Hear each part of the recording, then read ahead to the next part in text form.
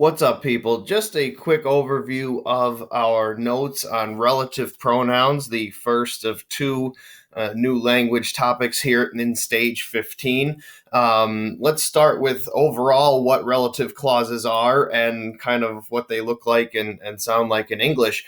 We start off with the fact that relative clauses are used to describe nouns, and the connection between relative pronouns and nouns is what's really most important about them here in Latin, as you're going to see. So here is a Latin sentence that includes a relative clause, obviously introduced by a relative pronoun. It's underlined here. So it says the slaves who were holding sticks were the forerunners. Okay, so when you see this in English, you should notice a couple of things. First, the word qui is one of the ways of saying who. And notice how this whole clause here, the in both Latin and in English, what's underlined gives more information about the slaves. The main sentence here is the slaves were forerunners. But notice what this does is it gives more information about the slaves to specify that they were the ones who were holding sticks. It's something where you're getting a fuller picture of the situation because you have this clause describing the noun, who in this case would be the slaves or servi. So in English and in Latin, relative clauses are introduced by relative pronouns. In English, most of these are who, whose, whom, or which. And in Latin, kind of my little shortcut for this, relative pronouns are usually short QU words. I will say that some of the forms of whose and whom will not have QU, but we are not concerned with those in our book. So the shortcut for all of this is short QU words mean who or whose, whom, or which. Just if you need it in a pinch when you're translating, that's a good shortcut for it. And so we see a number of different relative pronouns, and we will have talked about a number of different relative pronouns. You see qui, quai, quod, quos, quas.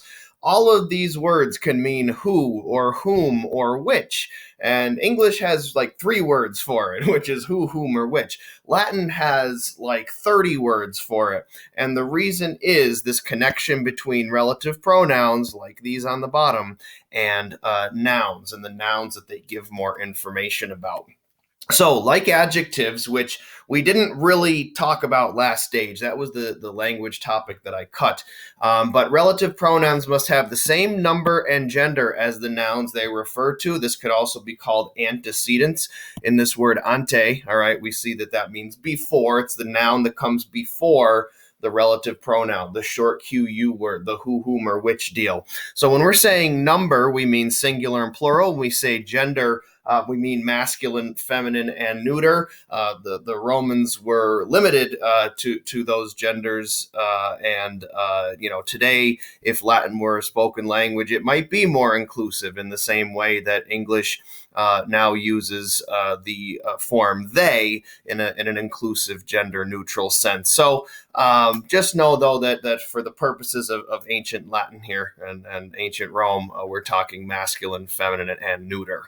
So just moving along to the chart here, all right, just to help you understand what this means. Again, when it says that the relative pronouns must have the same number and gender as the nouns they refer to, again, that's the slaves who. The word who has to agree with the number and gender of slaves. It depends on the noun's gender, whether it's masculine, feminine, or neuter, and whether it's singular or plural, if it's one or more than one. So, for example, the pronouns that we would use here to refer to Salvius, all right, a man, masculine, and singular, one person, the pronouns that would refer to him would be qui and quem. Another example, if we were talking about the sisters, for example, all right, the gender is feminine, there's more than one, it's plural, all right, the pronouns you would use are quai or quas. So for masculine nouns, all right, for these pronouns to refer to them, you'll only see qui, quem, or quos. For feminine nouns, you'll see quai, quam, or quas.